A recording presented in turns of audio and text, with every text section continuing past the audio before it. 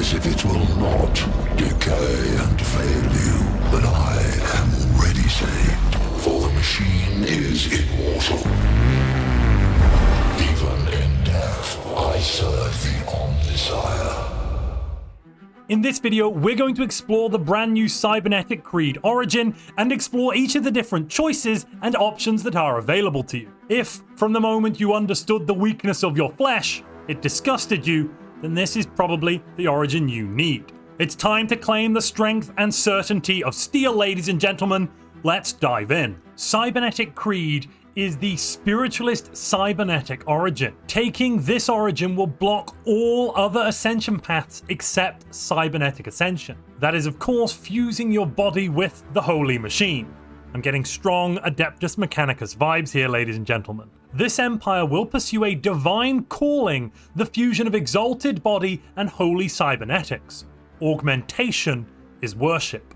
The Origin comes with quite a number of changes. First off, on your homeworld, some of your initial buildings will be replaced with Creed infrastructure. We'll look at those when we get into the game. You'll also get 4 Cybernetic Creed factions, which will form shortly after the start of the game, very similar to Parliamentary System. The Spiritualist pops in your empire will start off with the Ritualistic Implants upgrade. This is a pretty cool trait, however, you cannot modify it onto a species or modify it out of a species. This does mean taking Fanatic Spiritualist at the start of the game will vastly increase the number of your population that have these ritualistic implants though. So I would probably recommend, if not going for Fanatic Spiritualist, at least promoting spiritualism as much as you can. Because this trait is awesome. You'll get 5% additional alloys, 5% additional engineering research, 5% more unity from jobs, 5% more worker pop resource output, and 5% more army damage.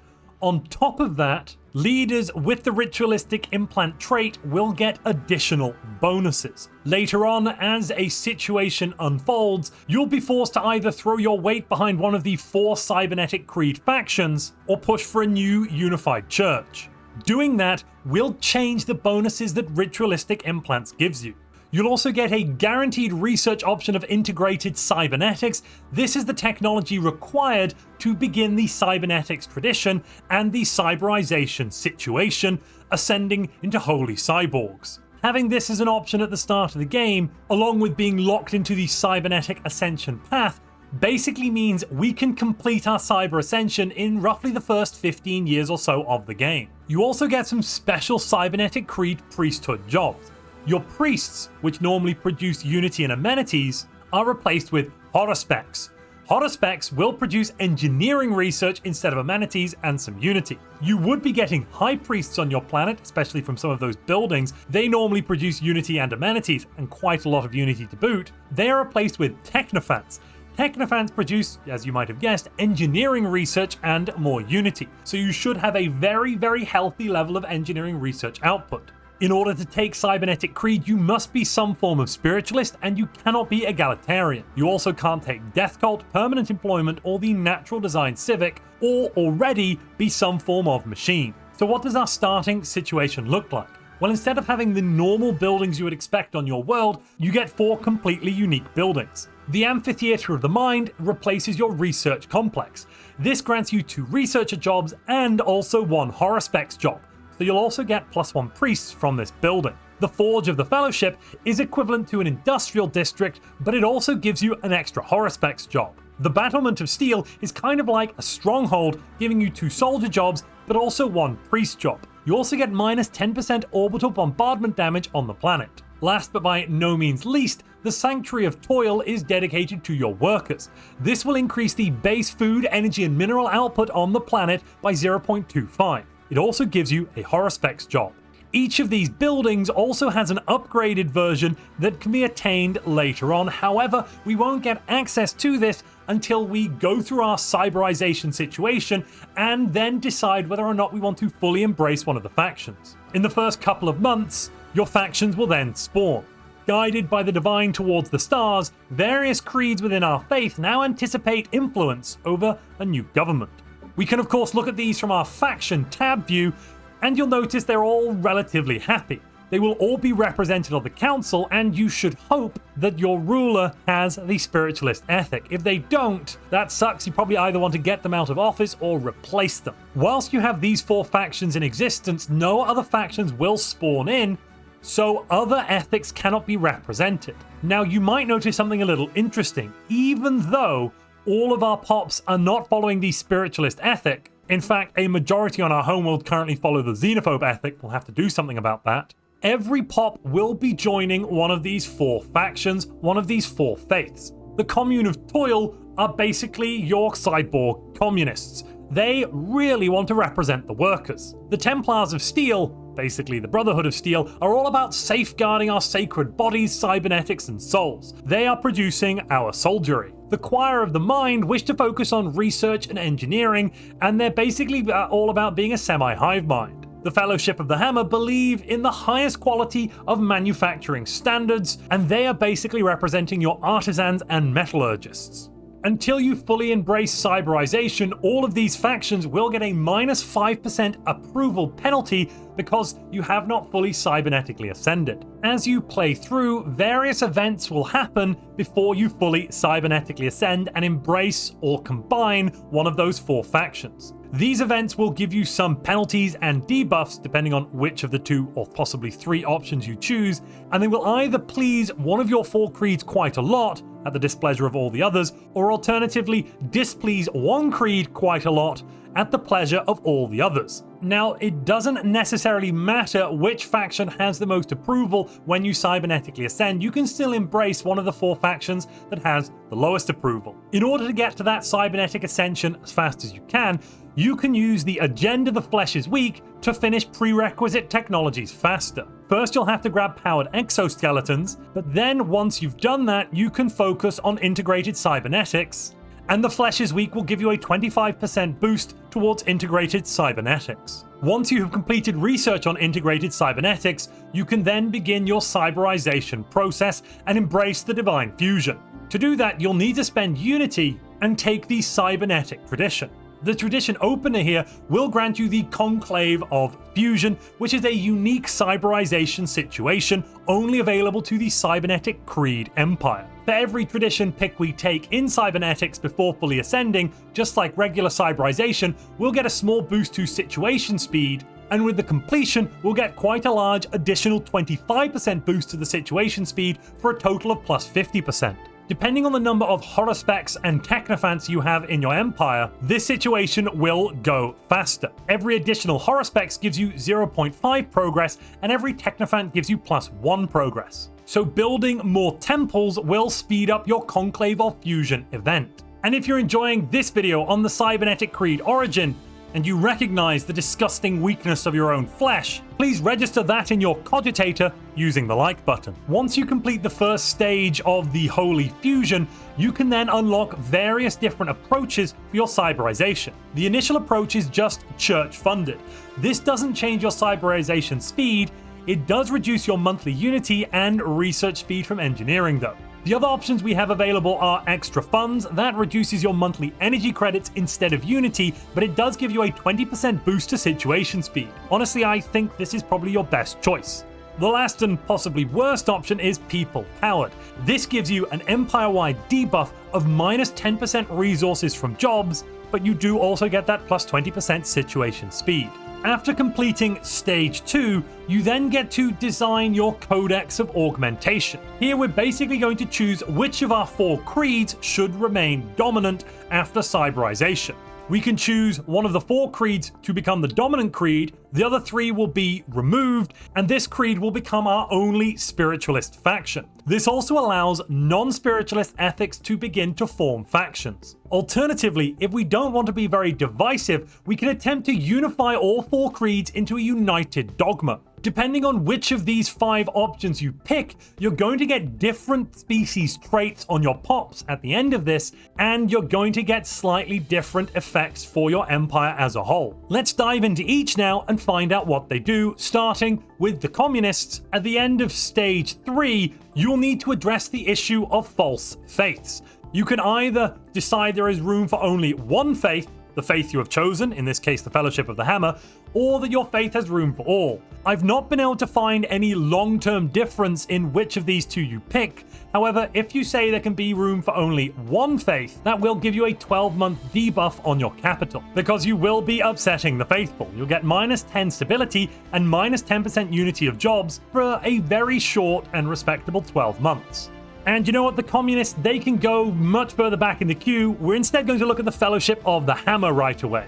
Like any church worth the adoration of their believers, you're going to be taking a tithe, the tithe of time. Depending on which faction you've picked, that will grant you different options here with the tithe of time. Now, the tithe of time will give your empire a game-long bonus. With the Fellowship of the Hammer, we can either choose the Tithe of Steel, giving us a nice 10% alloy boost to all jobs, the Tithe of Construction, increasing our ship build speed and our planetary build speed, or the Tithe of Crafting, which will increase our consumer goods output from jobs. When you complete Stage 5, it's now time to build an augmentation center and convert our population into blessed cyborgs. To fuse is divine, augmentation is worship. Until we complete an augmentation center, we will get absolutely no change to the Conclave of Fusion situation, so we cannot complete our cyborg ascension. Completing the augmentation center gives you 2 jobs, just like a regular cyborg empire, and then you'll start converting a number of pops every month.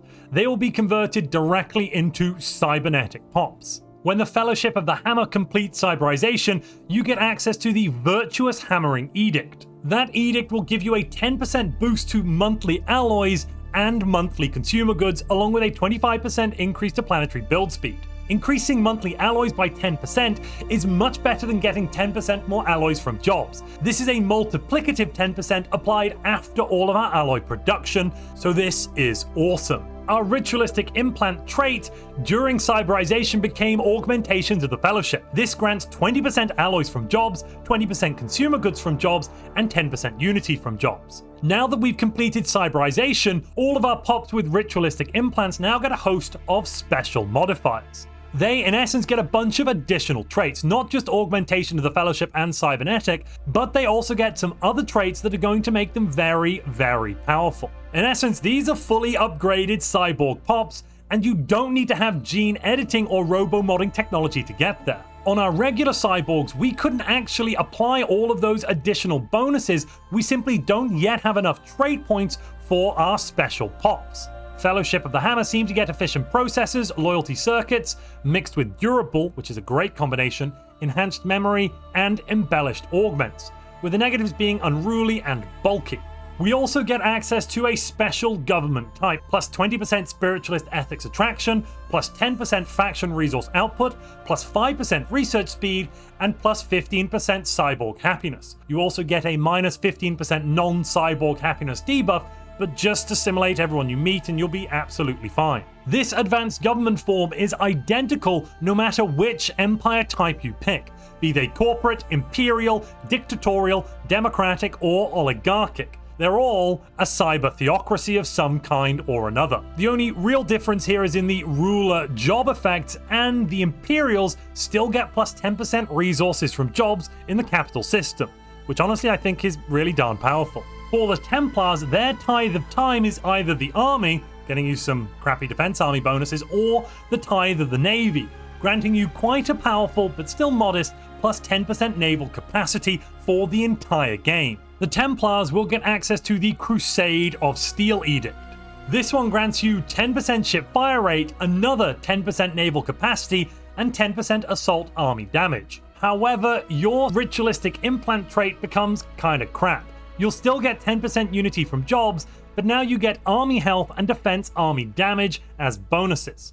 The upgraded pops do seem to still have loyalty circuits and durable, along with enhanced memory, and now streamlined protocols and integrated weaponry. The Choir of the Mind are clearly all about research. You can either choose the Tithe of Augmentation for additional research speed from engineering at plus 15%, or combine that to be for all 3 research types and choose the Tithe of Knowledge, giving you just plus 5% research speed. Completing the situation with the Choir of the Mind grants you the Song of Knowledge Edict. The Song of Knowledge is pretty awesome. You'll get 10% research speed, +1 research alternatives, and -10% researcher upkeep empire-wide. Their ritualistic trait is also pretty good. Augmentations of the Choir grants you 20% additional physics, engineering, and society research output. If you want to go for a research rush with this origin, this is probably the way to push for it. In terms of their additional cyborg traits, these seem to have efficient processors,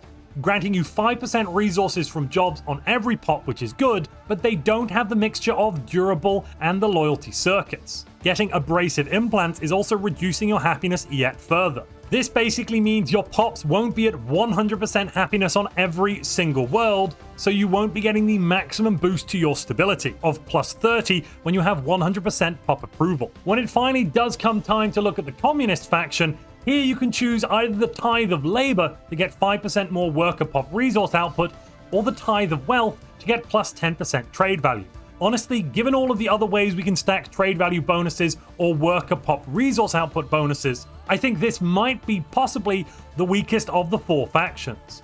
Completing Cyberization with the Commune of Toil grants access to the Labored Masses Edict. This edict grants you even more worker pop resource output, getting another 20%. Alongside that, you also get a 10% reduction to upkeep from jobs. Their ritualistic implants change to augmentations of the commune, giving us 20% worker happiness, 10% worker pop resource output, and still that 10% more unity from jobs.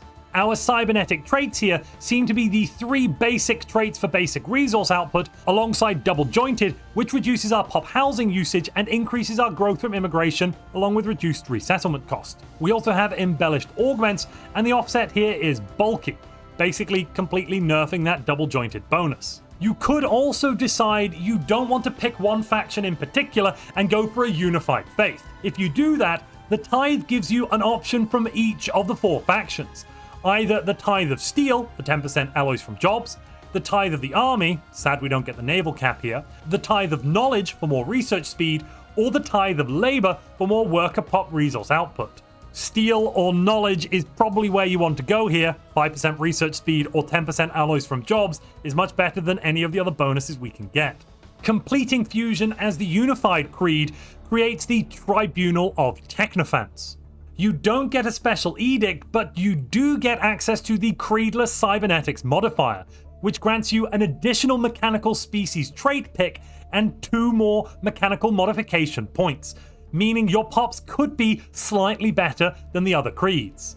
However, you no longer get super modified pops immediately after you finish the situation. Ritualistic implants will remain the same as it did at the start of the game, giving you bonuses across the board to a variety of different effects. Your leaders also no longer benefit from the ritualistic implant trait. Instead, the cybernetic trait will be overwriting them. However, this is the same no matter which faction we picked. We can modify and design this ritualistic species though. This template we can create will then be applicable to anyone that already has ritualistic implants. So we'll end up with one set of pops that are ritualistic basically, and another set that are basic normal cybernetics. It's going to take you, if your research isn't very high, quite a long time to finish these upgrades as well. So if you want a fast power boost, you should probably pick one of the 4 factions. However, Creedless Cybernetics will overall allow us to get the highest number of traits later in the game, meaning we could get the best cyborg pops we could possibly have through this path, but that won't come until you've researched a bunch of extra technologies like robo-modding and gene modding. The Combined Faith also get access to the special United Sanctum of Augmentation building. This is basically like an improved High Temple. You'll get 2 Technophants, i.e. High Priests, and 4 Horospecs, i.e. Priests. The Communists get the Grand Cathedral of Toil. This increases base resource output by double the previous building, and you can put one of these on every single planet in your empire. The Choir of the Mind get the Grand Concert Hall of the Mind. That grants you not just 2 but now 4 researchers and a Technophant, i.e. a High Priest. The Templars get the Grand Battlements of Steel. This doubles our orbital bombardment damage reduction to -20% and gives us 2 extra soldiers along with 1 Technophant. Last but by absolutely no means least, The Forge of the Fellowship get the Grand Forge. This gives you an extra High Priest or Technophant, and basically is another industrial district, +1 Metallurgists and +1 Artisans. We also at completion get all of the regular benefits that cyborg empires get from the cybernetics tradition. Most notable probably is the increased resources from cyborg pop output and the assimilation species rights. All of our augmenters will of course also be providing +10% pop growth speed at this point. Where your cybernetic creed goes from here is entirely up to you. If you've enjoyed this video on the Cybernetic Creed, but you'd like to find out more about the other options like the new advanced government authorities available to regular cybernetically ascended empires, then you should click the video on screen now.